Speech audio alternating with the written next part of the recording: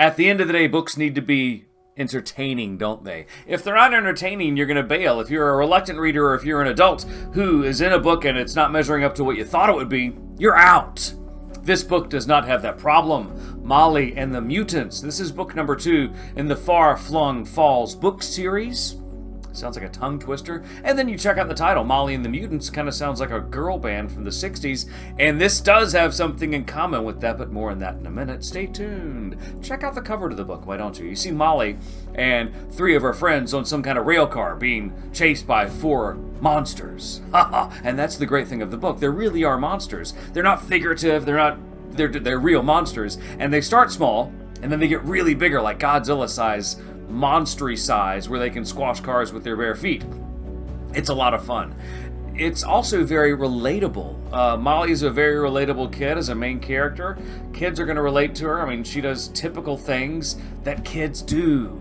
It's a very fun book. And, selfishly, the book takes place in the most glorious decade ever, the 1980s, back when there were no cell phones, nothing could be recorded. You met by the creek with your crush, and maybe you walked, you held hands, and you experienced monsters, and you saw wacky things, and Camaros drove in the streets, and you had a very cool soundtrack that wasn't sampled.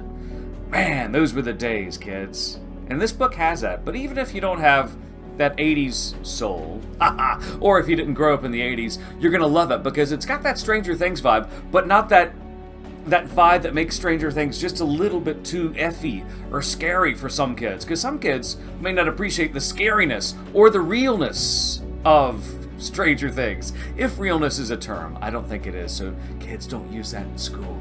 But it's just age appropriate, this is. That's what makes Molly and the Mutants such a great book for ages 8 and up. In that, if you're in middle school, high school, or an adult like me, you can read it and have fun and really dig it. But it doesn't feel watered down or babyish.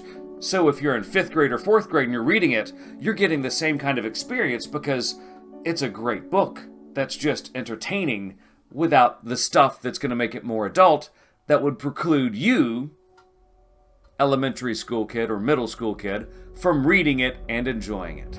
Check out the first book in the series too. I think you'll enjoy that one also, but this is Molly and the Mutants, and it's going to be fabulous, entertaining reading for ages 8 and up.